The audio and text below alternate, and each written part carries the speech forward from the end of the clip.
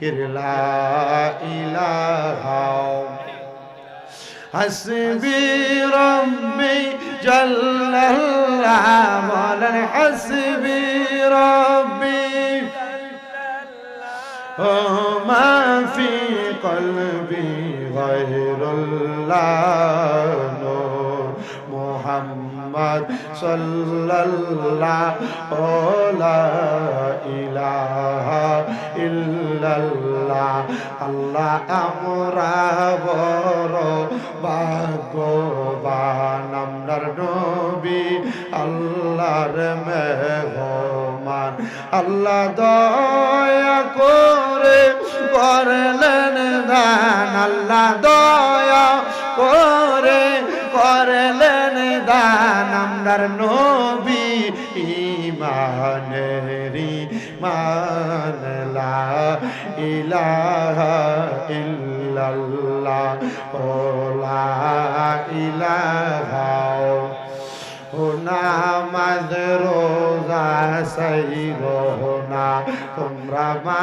বাবার খেদমত ভুইলো না বলেন নামাজ রোজা সাইরোনা তোমরা মা বাবার খেদমত ভুইলো না আমার নবীর দরুদ ভুইলো না বলেন নবীর দরুদ ভুইল না আমার নবীও তোমায় ভুলবে না লা ইলাহা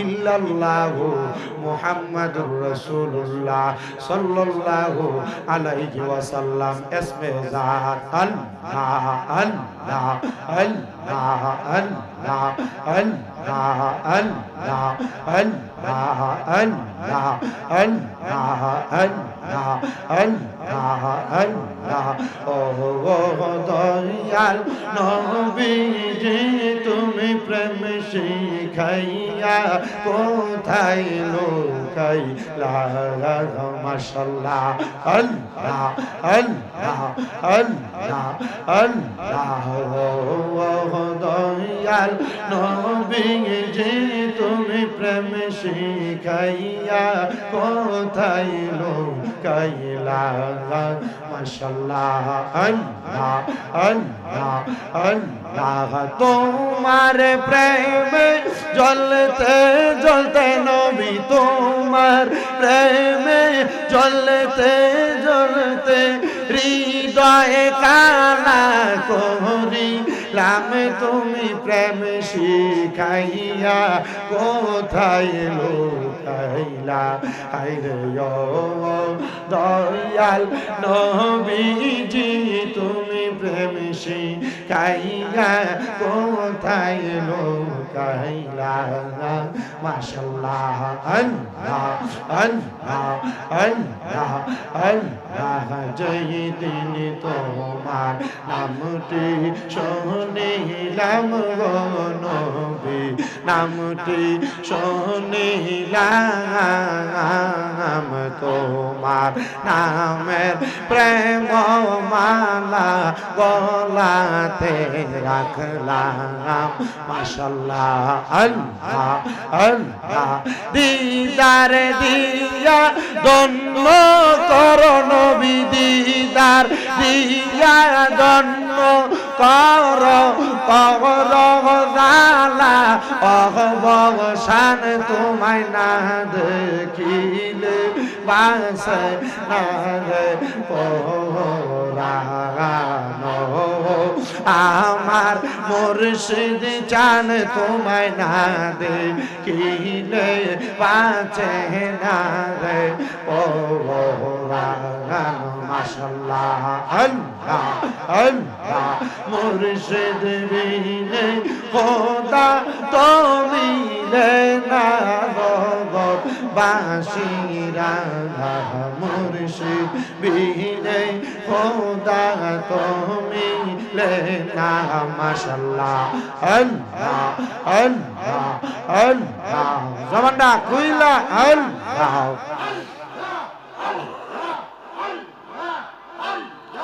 হাই রে মুর্শিদ চরণ অমূল্য দান মুর্শিদ চরণ অমূল্য দান গোসা না হই কোরআনে আমি মইরা গেলে মাটি দিও আমার বাগানের বাগান মাশাআল্লাহ আল্লাহ আল্লাহ মুর্শিদ নামটা করছে যে সাধন বিনা দুধে দই পাতিয়া তুই না সে মাখন মাশাআল্লাহ আল্লাহ আল্লাহ আই গো মুর্শিদ নামে কইরা সে সাধন বিনা দুধে দই পাতিয়া তুই না সে মাখন মারহাবা আল্লাহ আল্লাহ সাধন বুঝন কি আর বাকি মুর্শিদ ও মুর্শিদ মারহাবা আমরার সাধন বুঝন কি আর বাকি না পাইলে তোমার চরণ আমি মইরা গেলে মাটি দিও আমার মুর্শিদ মাশাআল্লাহ আল্লাহ আল্লাহ লা ইলাহা ইল্লাল্লাহু মুহাম্মাদুর রাসূলুল্লাহ সাল্লাল্লাহু আলাইহি ওয়াসাল্লাম। একটা জবানও বন্ধ রাখবেন না, জবানটা ছেড়ে দিয়ে মুহাব্বতের আওয়াজে উচ্চ কণ্ঠে জোরে জোরে পড়েন না আলহামদুলিল্লাহ।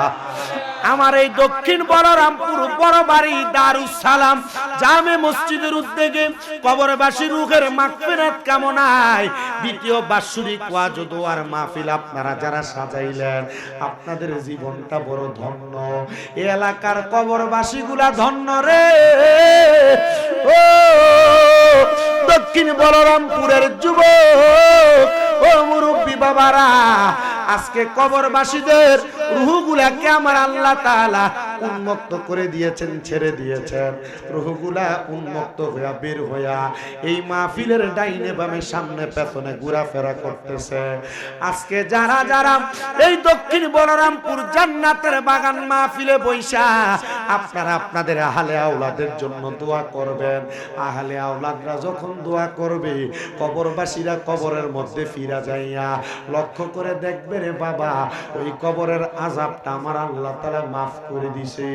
কবরবাসীরা ডাক দিয়ে বলবে মুনিব ও দয়াল আল্লাহ ফরিয়াদ তোমার দরবারে, তুমি একটাবার আমাদেরকে বলো না আমরা তো কবরের আযাব মাফ পাওয়ার কথা না, কেন তুমি কবরের আযাব মাফ করলা গো? রহমতের ফেরেশতারা জবাব দিবে এ কবরবাসী শুনো শুনো শুনো,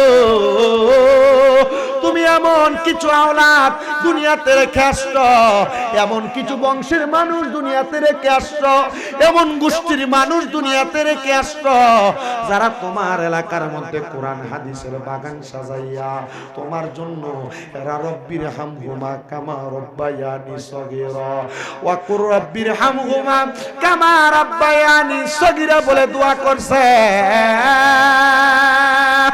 এ কবরবাসী তোমার নেককার সন্তান আত্মীয় স্বজন ওয়ারিসদারদের দোয়ার কারণে আমার আল্লাহ তাআলা তোমাদের কবরের আযাব মাফ করে দিয়েছে। তখন কবরবাসীরা ডাক দিয়া বলবে আল্লাহ ওয়া মাগফিরাতু লাহুমা, আল্লাহ তুমি যাদের কারণে মাফ করে দিছো আমাদেরকে, আল্লাহ তুমি তাদেরকে এখন মাফ করে দাও। আমরা যখন কবরবাসীর জন্য দোয়া করে কবরবাসীর কবরের আযাব মাফ করাই বলি আমার আল্লাহ তাআলা কবরবাসীদের দোয়া দিয়া আমাদেরকেও মাফ করে দিব। কিন্তু এখনো পর্যন্ত যারা মাহফিলে আসার কোনো নাম নাই, যারা এখনো দোকান পাটি অযথা ভাবে সময় নষ্ট করে, এদের আহলে আওলাদরা জান্নাতের বাগান, কোরআন সুন্নাহর বাগান থেকে কবরে যখন ফিরে যাবে, এরা তাকায়া দেখবে এদের কবরে আল্লাহ তাআলা আযাব দিয়া ভরপুর করে রাখছে। ও আল্লাহ, আমার পার্শ্ববর্তী কবরের মধ্যে আপনি আযাব দিলেন না, আমার কবরে কেন আপনি আযাব দিয়া রাখলেন? ফেরেশতারা জবাব দিবে, রে অন্য কোনো কারণে তোমার কবরে আযাব না। তুমি দুনিয়াতে টাকা কামাই করেছো, সম্পদ কামাই করেছো, দামি বাড়ি বানাইছো, দামি বিল্ডিং বানাইছো, দামি গাড়ি দিয়া চলাফেরা করছো, সুন্দর টাকা পয়সা ব্যাংক ব্যালেন্স বাড়াইছো, তোমার নাতি নাতকুর সন্তান সন্ততির ইংলিশ মিডিয়ামে পড়াইছো, কিন্তু তুমি এমন একটা আহলে আওলাদ দুনিয়াতে রেখে আসো নাই যে আওলাদরা তোমার জন্য হাতরা বাড়ায়া বাড়ায়া দোয়া করব। ওই আওলাদরা তোমার জন্য দোয়া করে না। ও দক্ষিণ বলরামপুর এলাকার আমার আম্মু, ও চাচি জেঠিরা, ও আমার মুরব্বী বাবারা, ও যুবক ভাই, কবরে যাওয়ার পরে ওই কবরবাসীরা বলবে, আল্লাহ আমি কোন সন্তান রে আমার সম্পদ গুলা দিয়ে আসলাম, আমার সম্পদ দিয়ে আমার কোনো কাজে লাগে না, আমি এত দামি বাড়ি কোন সন্তানকে দিয়ে আসছি গো, ওই বাড়িতে আমার কোনো কাজে লাগে না। আল্লাহ, যেই বদকার সন্তান আমার দুনিয়ার জমিনের মধ্যে একটু দোয়া করে না, আল্লাহ তুমি তারে লানত দিয়া ভরপুর কইরা দাও। এ দক্ষিণ বলরামপুরের বাবা শুনো রে, আমার আল্লাহ তাআলা কেমন লানত প্রদান করবে জানো? আমরা যদি আমাদের বংশের মানুষের জন্য দোয়া না করি, আমার আল্লাহ তাআলা আমাদেরকে কাল ময়দানে মাশরে জালেম হিসেবে উঠাইবো, জালেম হিসেবে। আমরার কবরবাসী দক্ষিণ বলরামপুরে যারা যারা কবরে শুয়ে রয়েছে, ওই কবরবাসী গুলা আজকে বড় খুশি রে। আমার আল্লাহ তাআলা হয়তো আজকের মাহফিলের উসিলায় ওই কবরবাসী গুলারে মাফ করে দিছে। কত মানুষ বিদেশে, কত মানুষ বাড়ি ঘরে, তারা তাদের মা হারায়া, সন্তান হারায়া আফসুস করে কান্নাকাটি করে। বাবাজিরা, আপনাদের কাছে আমি ছোট কয়েকটা কথা বলে দিয়ে যাই, মনোযোগ দিয়া শুনবেন। আমার আল্লাহ তাআলা এই দুনিয়ার জমিন থেকে একটা মানুষকে যখন মরণ দিব, মরণ দেওয়ার পর একটা মানুষ কিন্তু দুনিয়াতে সারা জীবন থাকতে পারবো না। মানুষটা সাকরাতুল মাউতের বিছানার মধ্যে যখন পড়া ঝাঁট ছটফট করব, ওই সাকরাতুল মাউতের বিছানায় ছটফট যখন করব রে, ওই বান্দা আজরাইলের কঠিন থাবা থেকে বাঁচতে পারবে না। বলরামপুরে কত মানুষ মারা যায়, মরণের সময় বিছানায় প্রস্রাব পায়খানা করে দেয়। কত মানুষ মারা যায়, মারা যাওয়ার সময় নাকে মুখে দিয়ে রক্ত ছেড়ে দেয়। কত মানুষ মারা যায়, মারা যাওয়ার সময় বিছানাতে প্রস্রাব পায়খানা করে দেয়। কত মানুষ মারা যায়, মারা যাওয়ার সময় চোখ উল্টে যায়, নাকি মুখে দিয়ে রক্ত ছেড়ে দেয়। ইয়া রাসূলুল্লাহ, নবী গো, এই কঠিন মরণ আপনার উম্মত কেমনে সহ্য করব নবী গো? একবার আপনি বলেন না গো নবী, আমার নবী কই উম্মত এই মরণ সহ্য করতে পারবে না। আজরাইলের কঠিন থাবা পাইয়া বান্দা ভয়ে বিছানাতে প্রস্রাব পায়খানা করে দিবি। আফসোস রে, আল্লাহর একজন পয়গম্বর উনার সন্তান শিখায়, সন্তান কবর থেকে হাসর, হাসর থেকে মিজান, মিজান থেকে ফুলসেরাত, ফুলসেরাত থেকে জান্নাত। এই জান্নাত পর্যন্ত যাওয়া রাস্তাটা বড় কঠিন একটা রাস্তা। এ আমার দক্ষিণ বলরামপুরের বাবা ভাইরা,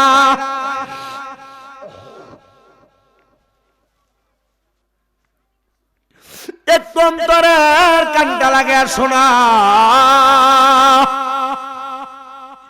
এই দক্ষিণ বলরামপুর থেকে যদি কোনো মানুষ উত্তরবঙ্গ অথবা রংপুর যায়, যদি ডাইরেক্ট কোনো গাড়ি না ঠিক করে, বলরামপুর থেকে প্রথমে একটা অটো নিয়া বাতাকান্দি বাজারে যাওয়া লাগবে। বাতাকান্দি বাজার থেকে একটা ছোট্ট রিক্সা অথবা ছোট্ট অটো নিয়া ছোট্ট সিএনজির মধ্যে চড়ে গৌরীপুর যাওয়া লাগবে। গৌরীপুর থেকে ঢাকা শহর যাওয়া লাগবে। ঢাকা শহরের মহাখালী বাস স্ট্যান্ড অথবা গাবতলী বাস স্ট্যান্ড থেকে একটা টিকিট কাইটা তারপর ডাইরেক্ট রংপুরের একটা গাড়িতে ওঠা লাগবে। তার মানে ডাইরেক্ট রংপুর পর্যন্ত যাওয়ার কোনো ব্যবস্থা রিজার্ভ গাড়ি ছাড়া নাই। মনে রাখবারে বাবা, কবর থেকে ইন্তেকালের পরে জান্নাত পর্যন্ত যাওয়ার রিজার্ভ কোনো ব্যবস্থা নাই। তবে যদি তুমি নামাজি হও, তবে তুমি যদি রোজাদার হও, তবে মহিলারা যদি পর্দাশীল হয়, স্বামীর আদেশ মাননেওয়ালা হয়, যদি আপনারা হালাল খাবার খানেওয়ালা হন, মনে রাখবেন গো, আমার আল্লাহ তাআলা মরণের পরে বেহিসাব আপনাদেরকে জান্নাত প্রদান করবে। তো হযরত জাকারিয়া পয়গম্বর ওনার সন্তানরা ডাক দিয়া কয়, এ ফুত শোনো রে, এ মরণের পরে কবর থেকে হাসর, হাসর থেকে মিজান, মিজান থেকে ফুলসেরাত, এগুলা ফাড়ি দেওয়ার জান্নাতে যাওয়া বড় একটা বিশাল রাস্তা। সন্তানটা ডাক দিয়া কয়, আব্বা, ও আব্বা গো, আমি তো অনেক তাড়াতাড়ি কবর থেকে জান্নাত পর্যন্ত পৌঁছাইতে চাই। আমি হাসরের ময়দানে অপেক্ষা করতে চাই না, আমি মিজানে অপেক্ষা করতে চাই না, আমি ফুলসেরাতে অপেক্ষা করতে চাই না। পয়গম্বর জাকারিয়া নবী ডাক দিয়া কয়, পুত্র শুনো, সন্তান শোনা, তাহলে কবর থেকে জান্নাত পর্যন্ত যাওয়ার একটা মাধ্যম আছে, একটা লাইন আছে, সেটা হলো বান্দা চোখের পানি। যদি কোনো বান্দা চোখের পানি ফালাইতে পারে গো, তাহলে বান্দা কবর, হাসর, মিজান, ফুলসেরাতের কোনো জায়গায় কষ্ট করা লাগবে না। জোরে জোরে বলেন সুবহানাল্লাহ। ওরে কবরে, হাসর, ফুলসেরাতে কোনো আপন পাবে না, বলেন না, কবরে, হাসর, ফুলসেরাতে কোনো আপন পাবে না। আপনি যিনি হবেন তিনি শাহে মদিনা, আপনি যিনি হবেন তিনি শাহে মদিনা। উম্মতের দরদি নবী, উম্মতের দরদি নবী, যার নাই উপমা, যে জন হবে আপনা সেই তো মদিনা।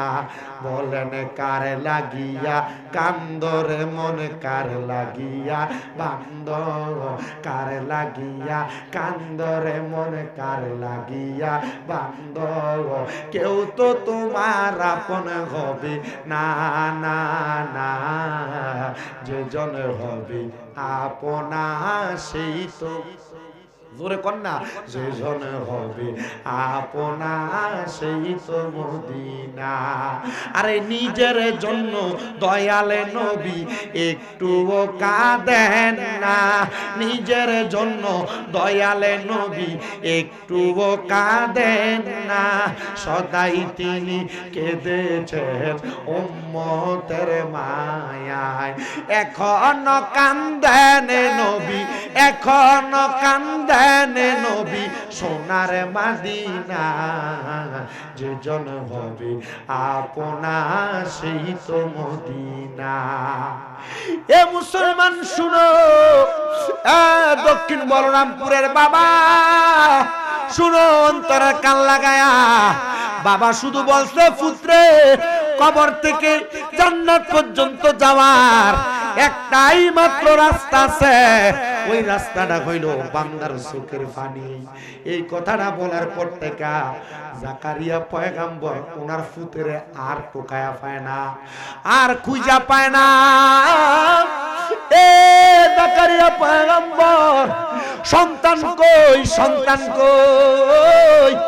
নবী কান্দে, আল্লাহ এত অল্প বয়সে তুমি আমার একটা সন্তান দিছ, এখন তুমি আমার সন্তানটারে কাইরা নিছো গো মনিব। আজকে 7 দিন হয়ে যায়, আমার ফুতেরে কোনো জায়গার মধ্যে আমি পাই না। আল্লাহ গো, আমার সন্তানটার জন্য আমার বড় মায়া লাগে। না জানি পাহাড়ের গুহার শিগালে আমার সন্তান দেখায়া ফেলাইছে, না জানি নদীর সুতে আমার সন্তান বেঁচে গেছে। আমার আল্লাহর দরবারে বারবার কান্দে।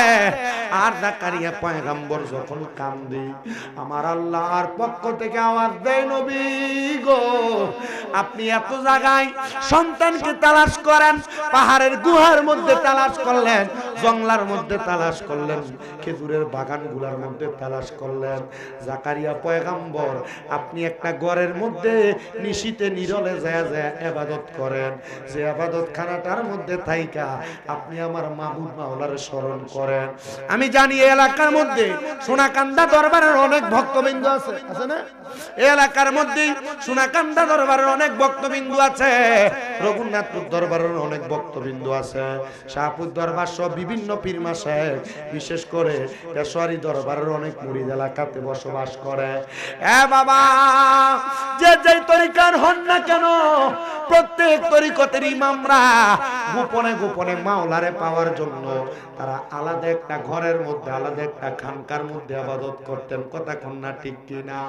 এটা শুধু ওলিদের খাসিয়ত না, এটা নবীদেরও খাসিয়ত। জাকারিয়া পয়গম্বর উনি চিন্তা করলেন, আল্লাহ সন্তান যেহেতু খুঁজে পাই না, বাইরের মাইক অফ করতে হবে, আমরা বাইরের মাইকের আজানের জবাবটা দিয়ে দেব। আল্লাহু আকবার।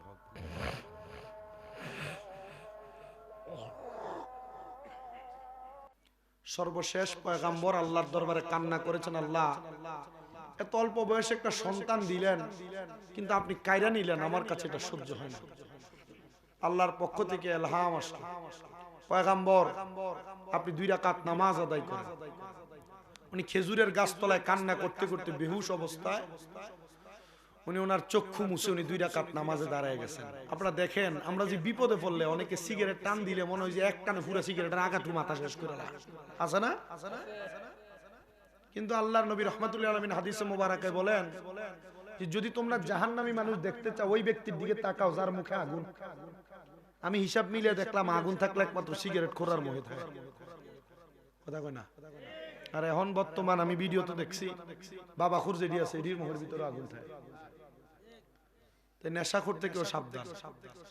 তো পয়গম্বর টেনশনে পড়া 2 রাকাত নামাজে দাঁড়াইছেন। কয় রাকাত?